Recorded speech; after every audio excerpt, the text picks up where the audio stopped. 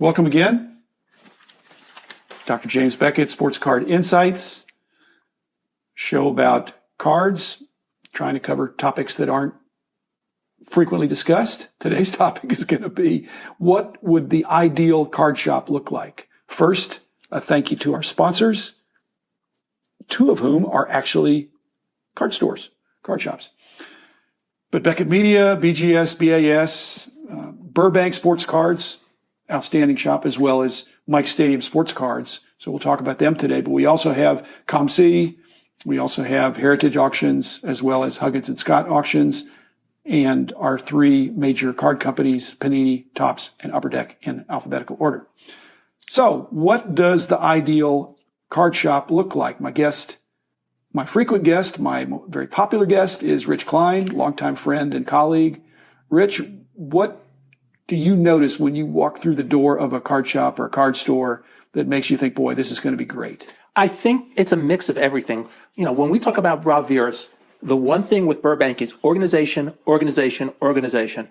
I know if I go to Burbank, and I remember I called him 3-4 years ago, and he had just filled an order for 400 Alex Cora cards. Whoever thought about buying those Alex Cora cards must have been very prescient, because he became the World Series manager and won a World Series with the Red Sox in his first year as manager last year. So whoever bought those cards was very smart. And those aren't 400 different, but... They were 400 different. No way. They were 400 different. No way. Something like that. It was a huge order. I don't think he has 400. He may not have 400. It was close. Whatever he had. But the problem, you said it's organization, organization. The three rules of real estate are location, location, location. And location is the secret for Rob out there. He knows where they are. They're organized. He knows where to look. I had a card shop in the 70s, and basically a particular card that we had, and we had a lot of cards, could be any one of 5 places. And hopefully not 5 different prices, but 5 different places. And if it was sold out in one area, then it might be in the other. And I think Rob has figured out how to organize and locate the cards. So you say, I want this, and it's not going to take him all day to pull 400 cards of Alex Cora. And you want to select... He threw some Joey Coras in there too, maybe. I'm sure he did. Okay. Joey, yes. And Joey is Alex's brother, so that would have been a really cool combo. And you also want to have a combination of unopened product, old and new. You need the new material for people who come in the door, and you want some older material, both from the overproduced era and just some of the tougher older wax as well, or older cellos or older racks. So you have interesting things for people to buy. You want to have showcase of interesting cards. You want to have a wall display of, it could be bobbleheads. I went into a new store in Frisco on Thursday, and he had basically a wall full of bobbleheads and other of the boxed items, and those are really cool. Those are good for the non-collectors. So you also have to have material for collectors and non-collectors. I agree.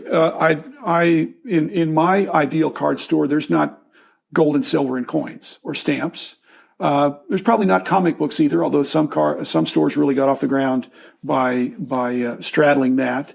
There's probably not a lot of souvenirs and things like that, although again, that for the casual fan or casual collector to pick up a T-shirt or a cap or something, I don't have a big problem with that, but I'm kind of all about the cards. But it's funny, one of my absolutely favorite card stores I've ever been in, and it's not really competition to Mike other than it's in the Denver area, is Bill Weiss's sports collectibles store.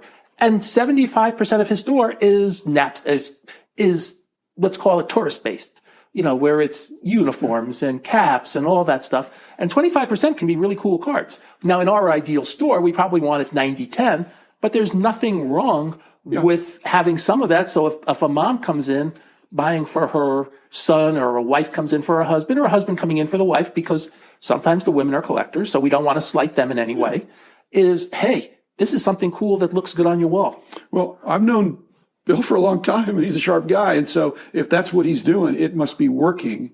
And you have to know your area, you have to know your clientele. But if he's been around as long as I know he's been around, because I don't see him frequently. I see him, mainly at nationals now, if we bump into each other. But the Denver area is a professional sports town now. But I love Mike Fruitman. I've never been to the store, but I think I would love going there just for the experience. I think it is an experience. I think it's active rather than passive. And there's always seems, and I call it and I'm going to use a phrase that's not exactly true. So forgive me for bringing this up, but Huey Long in the 1930s had this slogan, every man's a king. Well, in Mike Fruitman's store, every day's a party. let's have a reason to come in. Let's either, if I'm selling some stuff I just got in today, so let's enjoy it. I have an autograph signing. I have door prize drawings. I have.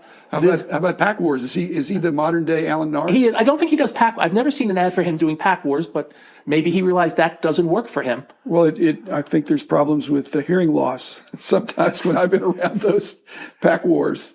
I'll tell you, those Pack Wars can be exciting. Very intense. And I have not seen, but Mike advertises he's very much into social media. And Absolutely. That's something else that an active store has to do, is come up with ways to publicize themselves outside the traditional ways. And Mike is really good at that. And that's another part of the ideal store, in that they publicize the hobby in a very positive manner. Well, Rob Veras is trying to get repeat business, and he's doing it by having what people want, and he's aggressively pricing things based on if he has a lot of something. He has his own formulas. Mike Fruitman, my sense is that when somebody comes into his store, to some degree, he wants them to not take advantage of him, but to have a good deal and to have a good experience. And that makes it fun, because after all, if you've got a recurring customer and you make a little bit each time, that's better than having somebody that you take advantage of and you get one score and then they're gone. In fact, they can be gone from the whole industry. So guys like Rob and Mike, they're actually helping everybody by providing the service they do in their stores. And the other part, and I've mentioned this in my column for GTS, one of the things with ideal card stores is to pay fairly when a customer of yours comes in with items to sell. Now, if all they're bringing in are really cold players, that's one thing, but we want to make sure that the customers have a soft landing if and when they have to sell something.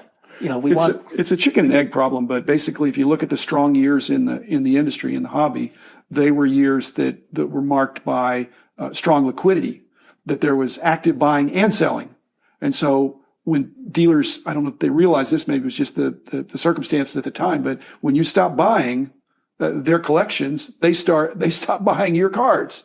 There needs to be this fluidity. So, but again, there's no shortage of cards to be bought. There's probably a shortage of the good cards, the cards that are in high demand. Those aren't necessarily the cards that people bring in. And yet you talked about that, but Rob, during the baseball strike and hockey lockout of 94-95, said he bought more cards than ever before because he knew at some point it wasn't going to last forever. And he had been building his business where he could survive because he had already become Mr. Organization. And there's a lot to be said for that. As you said, it's location, location, location. And I want to shout out to his son, Ryan, as well. Ryan has returned a retail element to Burbank, which is really cool. For a while, Rob just went to the warehouse only aspect, and Ryan has brought back a retail element. So you come in, you can actually see the cards you want, in some cases, see the cards you're buying. I think that's an excellent idea. And I think that was, again, this is a wonderful multi-generational hobby. I knew Rob's dad is an amazing guy too. So the apple doesn't fall far from the tree. But do you think there's a problem if you walk into a store and you see something on the wall and you say, wow, I really like that. And they say, oh, that's not for sale. Would that bother you? Yes and no, because it's cool to have a display piece. On the other hand, the item might be, hey, this is a one-of-a-kind item. I like showing this. I like showing this old item because it may get me other old items to come in the door. There are dealers I know who, in their showcase, will feature some older cards just to try to say, okay, maybe somebody's walking around with older cards to sell me, or I'm going to bring these publications. Somebody says, I've got these old publications at home. Do you want them? And, the publication market has really gotten depressed. But I found way back in the day when I did the Albany show, it was so cheap for the tables, I could do publications like 25% of the time. And sure enough, on the ones I brought publications, do you want to buy these? I bought a lot of cool books and publications by being the guy with that for sale at the show. So it bothers me on one level, but on another level, if it's a way to try to get interest to have people bring you similar type items, I get it. And it's acceptable on that level. I'm thinking of a card store that I really enjoyed, but I don't think other people enjoyed it at the same level. And that was the original sports collectors store that Pat Quinn and Don I never went Steinbeck. into that store. And it was, when you walked in, if you didn't love cards and know what you were looking for, you'd think it had two long counters and shelves behind it with a bunch of 800 count boxes. I don't remember any display or any color of any kind. But you'd ask for a box, they'd bring it down. They had this amazing purchase that they had made that's a subject of another long story, where they traded one small rare set for like 1 million cards that were all in probably mint condition in the truest sense, because they were from vending. And Well, they would let people come in and the prices were set, but not based on condition. It was commons in this set are $1, commons in this set are $1.25. And they used to have people come and just look for the perfect centering, the razor sharp edges. Again, this is a very long time ago, but they were no frills, perfect organization, and they did well for a long time. And then I think they ran out of the best stuff. I don't think I would have enjoyed that store because I think it would have been, hey, there's nothing interesting to bop around. When I went to Chicago, I always went to Audrey Gold's store. Well, that's at the other end of the spectrum. No organization. More than you think. Well, they had a lot of organizations. Piles. But they were getting so much material in, they couldn't get through and organize everything. And when they couldn't get through and organize everything, I'd go up there maybe once every 6 months, once every 8 months, and it was pretty much a guarantee. Okay, ship me back $100 worth of stuff for the company. It was almost a lock that no matter what, I'd end up at $100. I popped in there a few times when I was in Chicago, and that was a family deal. From Eddie and Audrey to their sons, and it was a kind of a throwback experience. And I loved being in there. It was so much fun just seeing all the weird things they had, and they, as I said, they acquired so much material. It was pretty amazing. You said they were actually having the problem. They were getting more stuff in than they could handle. Okay, here's another one that you probably won't like then. That was, again, very, very well organized. Larry Fritsch. I've actually never been to the Larry Fritsch location. Okay, it's hardly even called a store. It was more of a barn, but he did have some stuff. But he had amazing stuff from vending from the early days of Top sending him stuff from his business. So it was kind of a store and kind of what he shipped out of. And it was one of the wonders of the collecting world just to see these valuable boxes of cards, unopened or untouched kinds of things. Yeah, it was pretty amazing. I'm told he kept a lot of stuff really in barrels. And it was kind of, he'd just pull out some random barrel. Oh, this one has this, and this. Oh, okay, really nice. Oh, this has this, and this. Really cool. It probably wasn't a store for the average person, but it's probably more of a store for, you and I to walk into, especially if you knew what you were doing. Well, I enjoyed it. I enjoyed visiting with Larry and Jeff, his son, and they were very knowledgeable and, big kind of gruff guys, but teddy bears too. So yeah, well, they both are gone too soon. And they're both we maybe should talk about that at some point. But there are a bunch of other good stores out there over the years. The longevity of stores it's hard to keep a store open a lot. Well, and you just came today from Nick's. Right, and Nick and Debbie 30-year anniversary. Right, Nick and Debbie Red Wine sold the store a couple of years ago. And the owner has actually expanded it, made it a lot of fun, taking it to places where Nick and Debbie hadn't even thought of going before. And it was fun seeing Nick and Debbie saying, our dream has gotten even better. It's like, we never thought it could get a bigger location that would work. So Dean, the owner, took the idea and ran with it and has made it even more impressive.